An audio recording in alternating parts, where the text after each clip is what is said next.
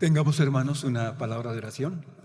Te damos gracias, nuestro buen Dios, por este momento, Padre, que nos permites tener de alabanza, de honra y gloria, Señor, a tu santo nombre.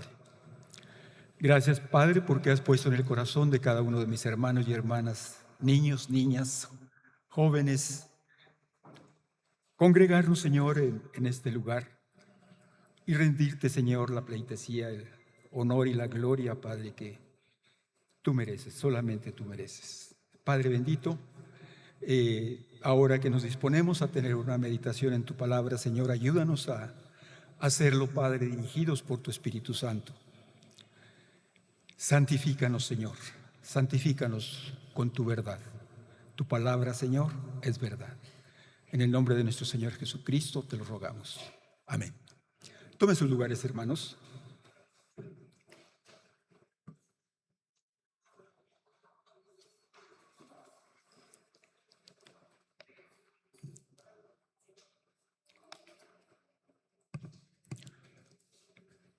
Seguramente, mis hermanos, el considerar el título que tiene nuestra meditación de esta tarde nos da, mis hermanos, a todos la idea del tema que vamos a tratar. La lectura que hemos hecho, hermanos, en Marcos capítulo 13, los versículos que leímos, nos perfila, hermanos, con mucha claridad el tema que nos va a ocupar. La segunda venida del Señor, hermanos. Y miren, hermanos, tal vez como iglesia, tal vez como creyentes, hemos tenido una idea seguramente clara de todo lo que implica, hermanos, el plan redentor de Dios para la humanidad. Muchas predicaciones, hermanos, muchas enseñanzas en los estudios bíblicos, seguramente, en su estudio personal. Hemos aprendido, hermanos, que la historia de la redención en la palabra de Dios, hermanos, es clara e inicia, hermanos, primero desde Génesis 3, desde el capítulo 3 de Génesis, donde el Señor da a conocer, hermanos, empieza a vislumbrar cuál es su plan redentor. Porque, hermanos, era claro también que el hombre por sí mismo, hermanos, no tenía ni tiene la capacidad de venir a Dios en algún momento. Entonces, hermanos, es cierto que el Señor busca la vida de cada uno de nosotros, y creo que si pudiéramos dar un testimonio cada uno de nosotros, cada testimonio, hermanos, iba a mencionar: Dios me buscó. Dios me buscó. No lo busqué yo a Él, y así lo señala también la palabra. Dios nos buscó primero. Y entonces, hermanos, vemos en el transcurso de la palabra de Dios la promesa del cumplimiento, hermanos, de ese plan redentor. Primero, el anuncio. Luego, hermanos, la expectativa que los propios profetas de Dios venían a dar, y vemos a Isaías, hermanos, y vemos a los profetas, hermanos, hablando del advenimiento, el cumplimiento de la promesa de Dios de un redentor para la humanidad. Esta promesa, hermanos, se materializa allá en Belén, cuando Dios, el Señor, se humanó, hermanos, y en la persona de Cristo nace en Belén. Y, hermanos, es una historia que creo que es de las partes de la historia que más conocemos de la palabra. Nos gusta la Navidad. Pero, hermanos, vemos además en ese escasos 3 años y fracción El ministerio de Cristo, hermanos, que es otra parte, hermanos, de ese plan redentor de Dios para la humanidad. Enseguida, hermanos, viene la crucifixión de Cristo. Enseguida, hermanos, viene también la resurrección de nuestro Señor Jesucristo. Y en esa resurrección, hermanos, y en esos días que el Señor amplía, hermanos, ese ministerio terrenal, hermanos, cuando asciende a los cielos, les dice allí a sus discípulos en Mateo 25, me voy a preparar lugar para ustedes, porque donde yo estoy, quiero que vosotros también estéis. Y en ese transcurso, hermanos, habla el Señor de una segunda venida. Y es a lo que queremos hacer énfasis, hermanos, en esta tarde. En este título, hermanos, que hemos puesto anhelando su regreso. Y tal vez, hermanos, si preguntamos y si usted hace un análisis personal en su vida, hermanos, ¿realmente anhelamos ese regreso? Tenemos claro, hermanos, somos conscientes como creyentes de que Cristo, el Señor, hermanos, va a regresar de nuevo a esta tierra. No lo sé, hermanos, pero me temo que este puede ser, hermanos, un tema que poco tocamos. Un tema, hermanos, en el que no pensamos mucho. Y quiero, hermanos, apelando, hermanos, a su amabilidad, a su comprensión, no solo a usted, sino a los hermanos, amigos que nos escuchan en las redes sociales de la iglesia. Que vayamos por unos cuantos minutos, hermanos, en esta tarde y demos un repaso, hermanos, de esta promesa de Dios, porque seguramente ustedes están conscientes, estamos todos conscientes, que este es una promesa de Dios. Me iré, dijo el Señor, pero regresaré. Y es de lo que vamos a tratar hoy, hermanos. Este pasaje de Marcos 3, hermanos, que hemos leído, no es el único pasaje ahí en la palabra de Dios. Una gran cantidad de pasajes, hermanos, que nos hablan precisamente de este tema, anhelando su regreso. Y hermanos, ¿qué es lo que anhelamos cuando un ser querido o una persona que por alguna razón, hermanos, esperamos y queremos que venga, hermanos, se puede convertir en un anhelo, en un familiar? Aquellos que tienen a sus familiares en otro estado, en Estados Unidos, hermanos, siempre hay la expectativa de que aquel ser querido regrese. Y hermanos, un propósito de esta meditación es que si usted no está anhelando el regreso de Cristo, esta predicación, hermanos, lo lleve a tener las inquietudes necesarias. Porque lo que vamos a decir esta mañana no es total, hermanos. La palabra del Señor es muy amplia para hablarnos de este tema. Y tal vez, hermanos, es importante que usted se dedique, que nosotros, hermanos, de una manera intencional, busquemos el tema, hermanos, porque tiene mucha enseñanza y tiene mucho propósito. ¿Qué significa para usted este acontecimiento profetizado por el mismo Señor Jesús para su iglesia? Hermanos, para el creyente en Cristo,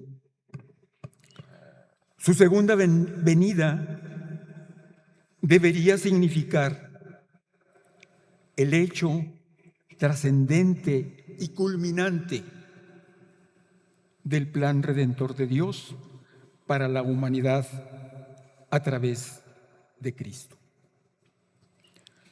Y hermanos, miren,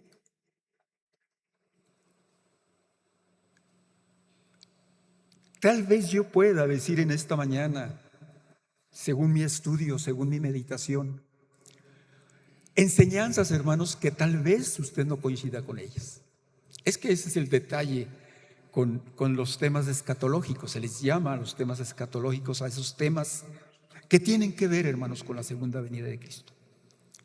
Pero sabe, hermanos, yo estaría encantado, y yo estoy seguro que mi pastor también, de que, hermanos, viniéramos con nuestras dudas y viniéramos a los estudios, hermanos, de la Biblia de la iglesia y comparáramos, hermanos, hermano, ¿qué dice aquí? ¿Qué quiere decir aquí? Yo no estoy de acuerdo con lo que usted predicó.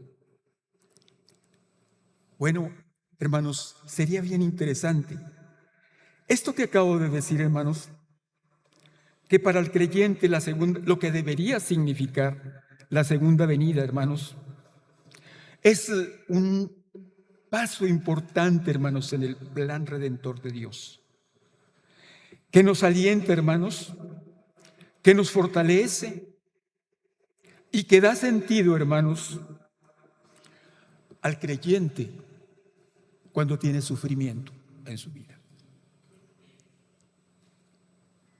Cuando tiene dolor, porque este hecho, hermanos, de la segunda venida de Cristo marca, hermanos, la victoria total del Señor nuestro Dios, de Cristo, sobre Satanás y por consecuencia, hermanos, de nuestra victoria en el Señor. Este pasaje de Marcos, hermanos, que hemos leído, desde el versículo 1, usted lo puede leer. Yo le recomiendo, hermanos, que en su casa lo lea todo. Porque marca, hermanos, cómo se desarrolla esta declaración que el Señor Jesús hizo a sus discípulos. Allí en el versículo 1, hermanos, de Marcos 13, vamos a encontrar, hermanos, algunos aspectos interesantes de el momento, hermanos, en que el Señor Jesús estaba viviendo y sus discípulos también. Este pasaje, hermanos, se desarrolla en la última semana del ministerio terrenal de Jesús. Como les digo, está lleno de enseñanzas para cada uno de nosotros. Y hermanos, esto nos señala los tiempos futuros, los tiempos, hermanos, que habían de venir. Y cuando el Señor, hermanos, nos dice esto, podemos percibir en sus dichos, hermanos, la emoción, hermanos, el interés con que el Señor está enseñándonos, dándonos estas enseñanzas. El Señor Jesús, hermanos, sabía lo que venía enseguida. Ya había pasado, hermanos, la entrada triunfal. Y ahora, hermanos, toma su tiempo el Señor para instruirnos, hermanos, sobre los acontecimientos futuros. Pero sobre todo, hermanos, para que nosotros como creyentes tengamos una actitud correcta ante tantos hechos, hermanos, que ya se han estado sucediendo en nuestro tiempo. Hermanos, nos instruye para tener esa actitud correcta ante el preámbulo, hermanos, a su segunda venida. Nos enseña, hermanos, a no especular. Nos enseña, hermanos, a no dejarnos llevar por falsas doctrinas, por falsos profetas, teniendo, hermanos, una sólida preparación espiritual basada en su palabra, que nos insta, hermanos, dirigidos por el Espíritu Santo, a mirar, a velar y a orar, hermanos, superando toda tentación que nos quiera apartar de la verdad de nuestro Señor. Vamos pues, hermanos, a la primera parte de nuestra meditación. La encontramos allí en Marcos capítulo 13, el versículo 4, que dice, hermanos, dinos, ¿cuándo serán estas cosas? ¿Y qué señal habrá cuando todas estas cosas hayan de cumplirse? Para tener una idea, hermanos, más completa de esto, necesitamos, hermanos, considerar lo que había sucedido unos momentos antes. La palabra nos dice, hermanos, que el Señor Jesús y sus discípulos andaban haciendo un recorrido por allí, hermanos, por el templo de Jerusalén. Y es posible, mis hermanos, que para los discípulos fuese la primera ocasión que hacían esa visita. Y hermanos, vemos en el versículo 1 de Marcos 13, Maestro, mira qué piedras. Y seguramente veían los edificios del templo, hermanos. Y tal vez también veían los edificios de la ciudad. Y estaban asombrados, hermanos. Mira qué piedras, Señor. Mira qué edificios. Y hermanos, sin duda, hermanos, el espectáculo para los discípulos era atractivo. Ellos, hermanos, con una mente más sencilla, desconocían, hermanos, probablemente la grandeza, hermanos, de aquellas obras. Y hermanos, lo que ellos estaban viendo era el templo, hermanos, el segundo templo que se había construido, hermanos, en Jerusalén. Recordemos que el primer templo construido por Salomón, aproximadamente unos 966 años antes de Cristo, este templo, hermanos, fue destruido aproximadamente en el año 586 por los babilonios con Nabucodonosor.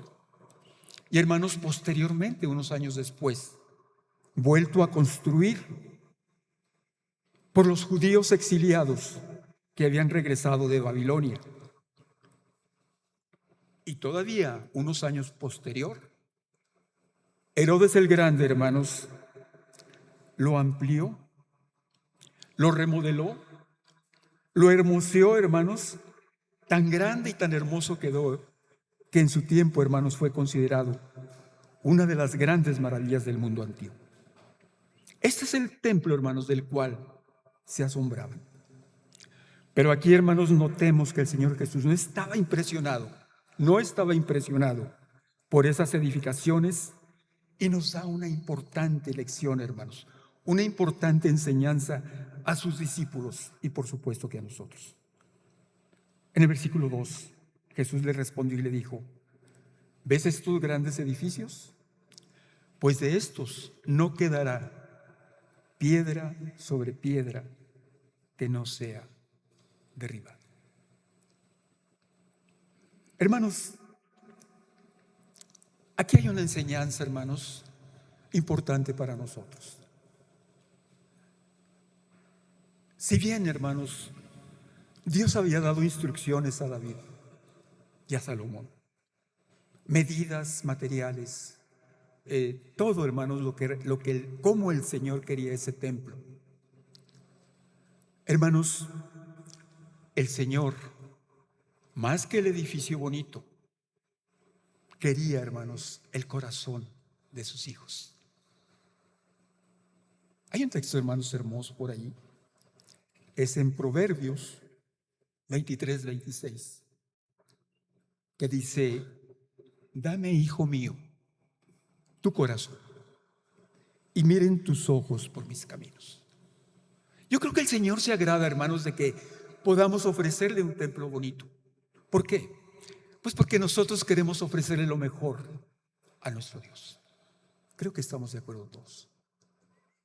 Pero no nos olvidemos, hermanos, el Señor quiere más allá de lo material que nosotros le podamos ofrecer. El Señor, hermano, quiere tu corazón, quiere toda tu vida, quiere todo su ser.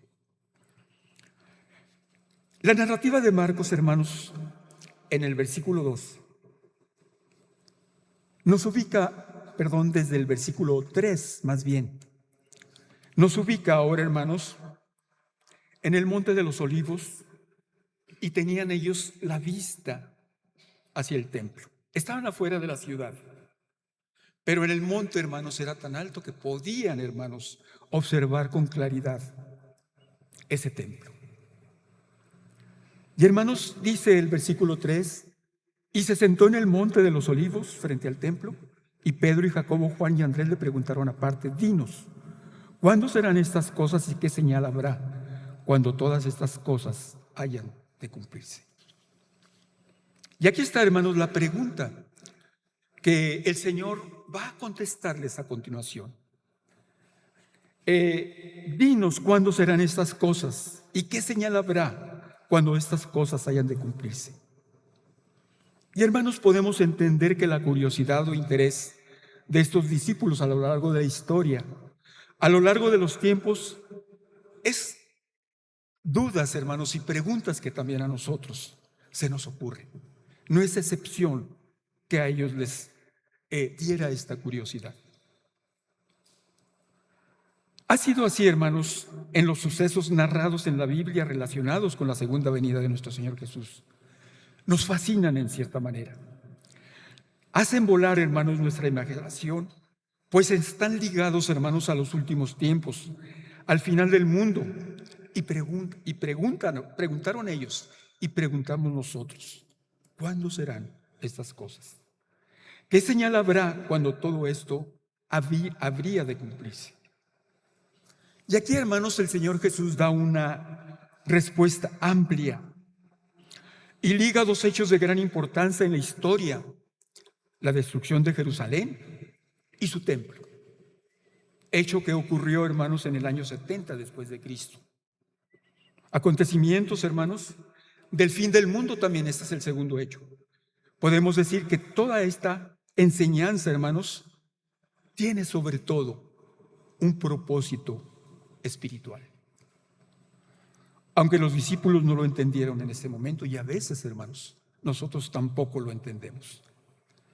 Hermanos, si ustedes leen, si nosotros leemos del versículo 5 al versículo 25 de este pasaje que estamos considerando, vamos a encontrar, hermanos, que no solamente el Señor les habla de la destrucción del templo y de Jerusalén. El Señor les dice, hermanos, que vendrán tiempos difíciles, que vendrán tiempos, hermanos, peligrosos, en donde habrá engaños, habrá engañadores diciendo: yo soy el Cristo. Habrá guerras, hermanos, habrá rumores de guerras. Y dice el Señor: pero aún no es el fin. Habrá terremotos, habrá hambres, habrá persecución a los creyentes por causa del Señor, por causa de Cristo. Dice además: habrá tribulación para la iglesia y habrá falsos cristos, habrá falsos profetas. Y agrega algo, hermanos, muy interesante para nosotros: se predicará el evangelio a todas las naciones. Así es que, hermanos, el que ame la segunda venida de Cristo puede apresurar esa venida, hermanos, apresurándose a predicar el evangelio de Cristo. Hermanos, vamos a la segunda parte de nuestra meditación. Una experiencia que esperamos vivir. Marcos 3, hermanos, 26 al 27. Dice estos versículos, hermanos: entonces, después de que el Señor les da, hermanos, todo este relato de las cosas que habrían de suceder, dice el versículo 26: entonces verán al Hijo del Hombre, que vendrá en las nubes con gran poder y gloria. Y entonces enviará a sus ángeles y juntará a sus escogidos de los cuatro vientos, desde el extremo de la tierra hasta el extremo del cielo. Una experiencia, hermanos, que esperamos vivir. Cuando consideramos, hermanos, todo lo que está alrededor de la segunda venida del Señor, sin duda, hermanos, nos encantaría, hermanos, vivir esa experiencia. ¿Saben, hermanos? La segunda venida del Señor es una venida pública, es una venida, es algo, hermanos, que dice aquí la palabra que hemos leído. Dice que todo ojo le verá. Verán, dice, al Hijo del Hombre, que vendrá en las nubes. Hermanos, sin duda Marcos 13, del 26 al 27, contiene el cumplimiento del plan redentor de Dios a través de Cristo para la humanidad. Describe aquí, hermanos, la segunda venida de Cristo, el Hijo del Hombre viniendo en las nubes con gran poder y gloria. Y esto, hermanos, marca el resultado final de la victoria de Cristo sobre el pecado y la muerte. Es notable ver, hermanos, cómo vendrá el Señor con gran poder y gloria. Y hermanos, la segunda venida de Cristo es la culminación del plan redentor de Dios. Ojo, hermanos, quiero que esto quede muy claro. No se trata de añadir más pasos para lograr la salvación del hombre, porque la salvación ya está en Cristo, sino del logro del triunfo total sobre el mal.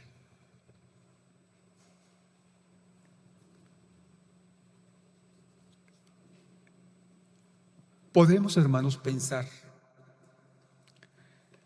en esta descripción que hace el escritor sagrado, hermanos, cuando dice vendrá con gran poder y gloria. Y eso, hermanos, hace un tremendo contraste con la primera venida del Señor Jesús. En la primera venida del Señor Jesús, hermanos, leemos en la palabra, ¿cómo vino el Señor? ¿Con humildad? ¿Cómo vino el Señor? ¿Para qué vino el Señor? Para buscar, ¿para qué más, hermanos? Para salvar lo que se había perdido. Vino, hermanos, en ese plan redentor de la humanidad. Pero en esta segunda venida, hermanos, el Señor viene como un rey, con gran gloria, hermanos, con gran poder. Cuando nos imaginamos en su primera venida al Señor Jesús, hermanos, en nuestra mente puede estar el Señor entrando sobre un burrito en aquella última semana de su ministerio. ¿Y cómo, hermanos, nos lo describe este pasaje? Con gran gloria, con gran poder. Viene, hermanos, a establecer el juicio a las naciones.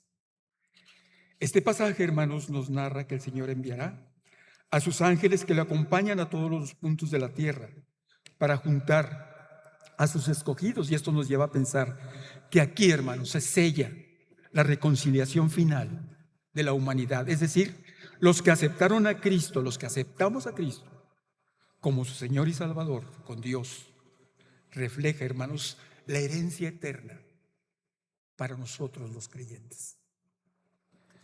La muerte y resurrección de Cristo, hermanos, son el fundamento real, histórico y sobre todo espiritual de la salvación. Los versículos que estamos considerando, hermanos, nos muestra cómo será la restauración y la seguridad total del pueblo de Dios. Algunos predicadores y comentaristas lo interpretan como una vindicación, es decir, restablecer el buen nombre o los derechos de una persona. Aquí se trata, hermanos, de la vindicación, o si quieren la palabra reivindicación, de la dignidad del pueblo de Dios. Ya no más perseguidos, hermanos, ya no más humillados, sino, hermanos, estar reinando con el Señor. No sé para usted, hermano, qué significa, pues, la segunda venida de Cristo. De acuerdo, hermanos, con la palabra, este hecho futuro, que es muy seguro, hermanos, nos trae esperanza y consuelo. El saber sobre la segunda venida de Cristo, hermanos, nos puede animar a tener una transformación práctica, una transformación espiritual, hermanos, en nuestra vida. Es como una certeza de esperanza, hermanos, en medio de la experiencia del sufrimiento, así como un estímulo, hermanos, para vivir la santidad que Dios quiere que nosotros vivamos. Dice, hermanos, primera de Pedro 1:16, sed santos, porque yo soy santo, nos dice el Señor. Así, hermanos, es importante también como tener una importante decisión en el creyente de participar en la labor evangelística y misionera de la iglesia. Y hermanos, quiero invitarlos aquí a una reflexión personal. Si la segunda venida del Señor a usted, en lo personal, no a su vecino, no al que está atrás o adelante, si la segunda venida del Señor no le provoca algunas cosas como estas que hemos mencionado, hermanos, hermano o hermana, necesita usted revisar muy seriamente, muy detalladamente su relación con Dios. Esto es, hermanos, dicho con mucho amor, no como un juicio, sino la necesidad de revisar, hermanos, cómo está caminando usted con el Señor. Hermanos, necesitamos ser congruentes en nuestra vida y vivir rectamente, preparados, hermanos, para su llegada. Recuerden, hermanos, la parábola de las 10 vírgenes.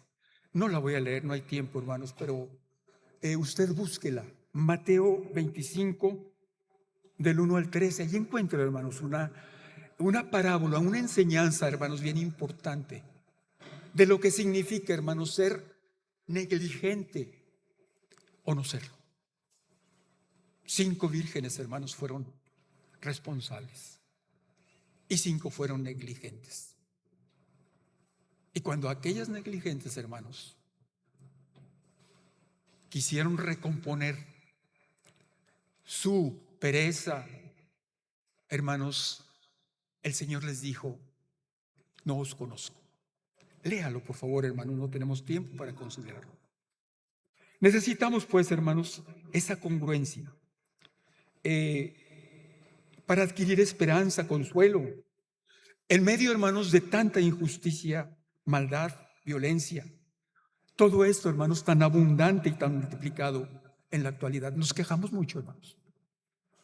Si usted viene a los cultos de oración, que son una bendición, hermanos, los miércoles, con frecuencia hablamos, hermanos, de la violencia, de la injusticia, de los secuestros, de los robos, de los asesinatos, de las guerras, por todo eso oramos. Y hermanos, el remedio de Dios, la respuesta de Dios, hermanos, para toda esa multiplicación de maldad, hermanos, está en su segunda venida, para que usted lo considere, hermanos. Bien, hermanos, Marcos 13, 23 al 33. Dice la palabra del Señor, hermanos: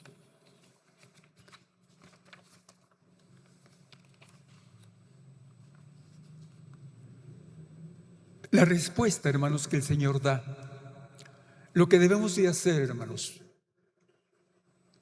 para esperar sabiamente la segunda venida del Señor.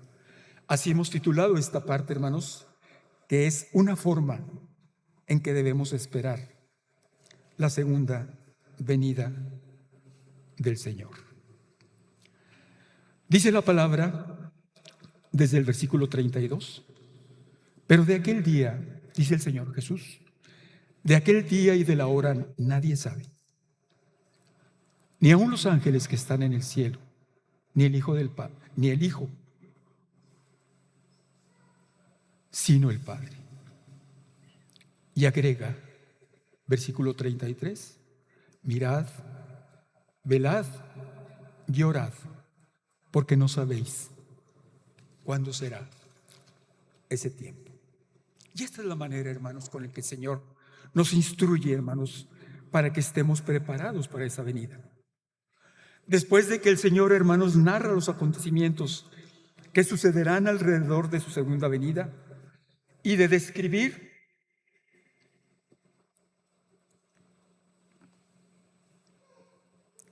todos estos hechos, hermanos, nos previene para que estemos alertas. Siempre, hermanos, para que cuando sea este hecho, nos encuentre haciendo lo correcto. Y esta es la enseñanza, hermano. Estad alertas siempre. Mirad, velad, orad.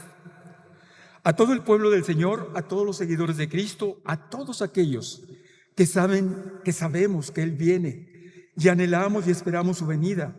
Aquellos que decimos, ven Señor Jesús. Él nos dice, hermano, hermana, estemos alertas siempre.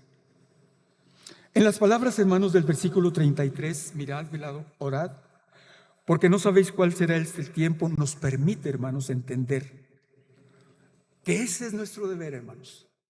No estar especulando, no estar adivinando fechas, no estar, hermanos, haciendo lo indebido, sino dice, estad alerta siempre. El versículo 32, hermanos, nos muestra una verdad clara. Los apóstoles, hermanos, que cuestionaban al Señor Jesús, querían saber la información detallada del día y la hora de cuando el Señor vendría por segunda vez. Hay enseñanza en estas palabras del Señor. Hay misterios, hermanos, si lo alcanzamos a ver. Hay misterios que nuestro Dios se reserva para sí, que no está en su voluntad que como hijos conozcamos. Necesitamos saber, hermanos, que en todo esto hay propósito, que no está en su voluntad que como hijos, hermanos, conozcamos los tiempos. Necesitamos saber que en esto, hermanos, hay propósito. Así es que, hermanos, no nos preocupemos cuando en la palabra del Señor encontremos pasajes en que la verdad de Dios está velada para nosotros. Vemos además, hermanos, que al declarar el Señor que ni Él mismo lo sabe, ni los ángeles conocían esta información, nos muestra cómo Él, hermanos, nuestro Señor, enfrentó esta parte, hermanos, de la redención de Dios al supeditarse al Padre. Podemos leer, hermanos, ahí en Filipenses capítulo 2, versículos 7 y 8. Está hablando del Señor Jesús. Dice Pablo, sino que se despojó a sí mismo tomando forma de hombre, de siervo, hecho semejante a los hombres. Y estando él en la condición de hombre, se humilló a sí mismo, haciéndose obediente hasta la muerte y muerte de cruz. El Señor enfrentaba, hermanos, su realidad. Enfrentaba, hermanos, ese momento difícil. Lo enfrentaba en toda su humanidad. Y Él le dio toda la honra y la gloria a Dios, hermanos. Yo no sé, pero mi Padre lo sabe. Y entonces, hermanos, si el Señor Jesús dijo esto, pues ¿por qué nos queremos atribuir a veces, hermanos, el querer conocer cosas, hermanos, que el Señor se reserva para sí? Hermanos, el Señor tuvo esta forma de sumisión al Padre. Aún así, vemos, hermanos, en la historia de casi 2000 años cómo ha habido quienes quieren adivinar, calcular, descifrar el día de la venida del Señor y han fracasado en su intento. Algunos han hecho sesudas indagaciones, hermanos, sobre los acontecimientos que se narran alrededor de la segunda venida del Señor. Y no solamente, hermanos, han fracasado, sino que han creado confusión dentro del pueblo de Dios. El querer saber, hermanos, lo que nuestro Dios no nos revela, hermanos, se llama necedad. Porque muchos, hermanos, se han fascinado con saber, con adivinar, con conocer esta fecha. Cálculos matemáticos, expectativas, hermanos, que han resultado en fracasos rotundos, que verdaderamente, hermanos, ni siquiera vale la pena mencionarlos. Como creyentes en Cristo, hermanos, apegados al texto bíblico, necesitamos ajustarnos a la enseñanza de Jesús, versículo 33.